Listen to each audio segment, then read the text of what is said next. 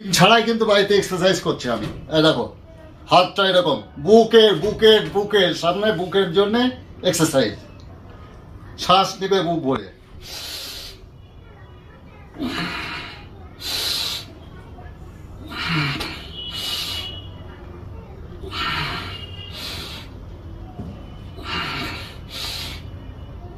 কারো বাড়িতে এই প্লেট কেনার টাকা নেই, মনে করো গরিব মানুষ, ইট দু হাতে ইট নাও, ইট নিয়ে ধরো, টান দাও,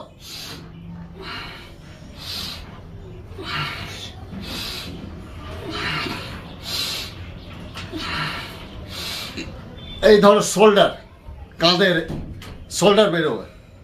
এবার ধরো সাইড হাতে,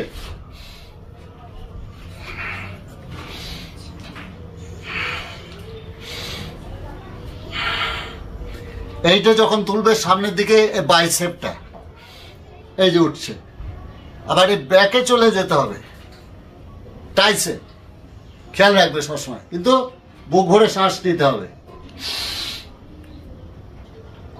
কেন করছি? দাদু যদি বুড়া বয়সে পারে, তোমরা কেন পারবে না? অলস হয়ে পড়ে থাকবে না, কিছু না থাকে, বললাম তো ইট দিয়ে করবে। হ্যাঁ, আমার ছোটবেলায় পয়সা ছিল না, অল্প কিছু টাকা জোগাড় করে কি করলাম জানো? ওই কিছু সিমেন্ট বালি জোগাড় করলাম, আর এর ভিতরে একটা রডের বদলে কি করলাম, গাছের ডাল কেটে লাগিয়ে দিলাম, দিয়ে বারবেল হয়ে গেল। এই যে বলছি অনুপ্রেরণা, সিমেন্ট বালি দিয়ে কিন্তু ডাম্বেল তৈরি করা যায়, বারবেল তৈরি করা যায়। কারো কাছে টাকা পয়সা না থাকলে একটা রডের বদলে একটা বাঁশ লাগিয়ে দাও, তাহলে বারবেল হয়ে গেল। কিন্তু হবে না এমন কিন্তু কথা নাই, কিন্তু অহেতুক জিমের ভিতর দিয়ে টাকা খরচ করো। ওই টাকা দিয়ে কী করবে? আমি কি করতাম শোনো, কিছু ছোলা কিনতাম, যেটা পুষ্টিকর খাদ্য, ছোলা, তারপর ধরো কিশমিশ, পাকা কলা, এক্সারসাইজের পরে এটা খেতাম। আর কি করতাম, ধরো হেভি এক্সারসাইজ যখন করছি তখন ওগুলো তিনটে তার থাকতোই, তার সাথে কি করতাম, চিনে বাদাম কিছুটা ভিজিয়ে দিতাম। চিনা বাদামটা দিতাম, প্রচণ্ড গা ঘেমে যেত, গা ঘামার পর করতে একটু শরবত টাইপের জিনিস দরকার। ওই চিনে বাদামটা কী করতাম, একটু বেটে নিতাম বাড়িতে। আর চিবিয়ে খেলে তো দাঁতের ভিতরে ফিনিশ হচ্ছেই, বেটে নিয়ে সেটাকে মনে করো যে একটু আখের গুড় দিয়ে দেওয়া যায়, হালকা একটু লবণ দেওয়া যায়, অর্থাৎ গা ঘেমে গেছে প্রচণ্ড, গা ঘেমে যাওয়ার পরে এই শরবতটা যখন খাবে তোর শরীর কিন্তু সাথে সাথে শক্তি এসে যাবে।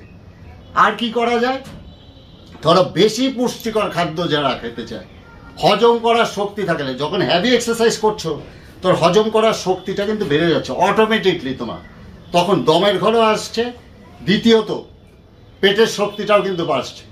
সেখানে কি করবে, হাফ বয়েল ডিম খাও, ডিমের সাথে আরও জিনিস পুষ্টিকর, যারা আরও বেশি পরিশ্রম করে ডিমের সাথে দুধের সাথে মিশ্রণ করে দিয়ে একটু সামান্য চিনি দিয়ে দাও, চিনিতে কার্বোহাইড্রেট পাচ্ছ, ডিমে যথেষ্ট প্রোটিন পাচ্ছ, তারপর দুধে প্রোটিন পাচ্ছ, এইগুলো কিন্তু শরীরের দরকার। শরীর ম্যাক্সিমাম ছেলেপেলা বলছে কি, দাদু আমাদের শরীর বাড়ছে না। শরীর বাড়বে কি করে? শরীর বাড়াতে গেলে প্রোটিনেবল খাদ্য দরকার। যখন প্রোটিন পাচ্ছ তখন এই মাসলটা, এই যে মাসল, এ কিন্তু একদিনে গঠন হয়নি, কিন্তু ঘন্টার পর ঘন্টা কিন্তু এটাকে মাসলে এই যে টানা, হ্যাঁ এই যে টানা হাসটা ম্যাক্সিমাম তুমি নিজেই চেষ্টা করে দেখো ওঠে কিনা, বাড়িতে প্র্যাকটিস করো। যারা আমার সাথে সাথে রয়েছে তারা দেখো তার নিজের বাইসেপটা ওঠে কিনা। এই যে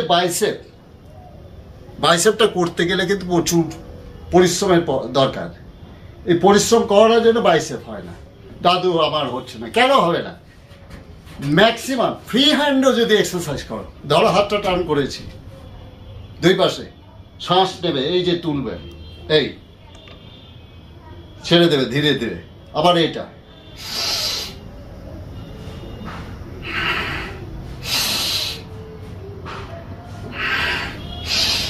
ধরো কতক্ষণ শক্তি পাও, ট্রাইবেল করা যায়, কিন্তু সেটা কিন্তু এটা ওয়েটের পর মানসিকতা হচ্ছে। কিন্তু যখন ফ্রি হ্যান্ড এক্সারসাইজ করবে, ফ্রি হ্যান্ডের শক্তিতে কিন্তু তোমার শক্তি বেশি খরচ হবে এবং মানসিকতাও অ্যাডজাস্টিং হবে। মনোসংযোগ ছাড়া কোনো পেশি তোমার বহুল দেহ হবে না, এটা খেয়াল রাখতে হবে।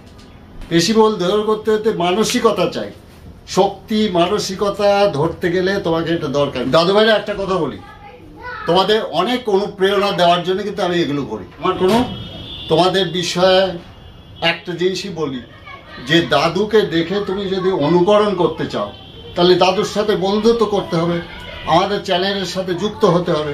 যদি যুক্ত হও তোমাকে সহযোগিতা করা সবসময় প্রস্তুত।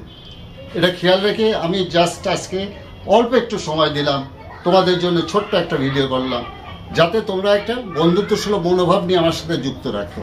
তোমাদের যত প্রবলেম আছে আমার সাথে যোগাযোগ করবে, অবশ্যই আমি তোমাদের সেই বুদ্ধিটা দেব সহজভাবে।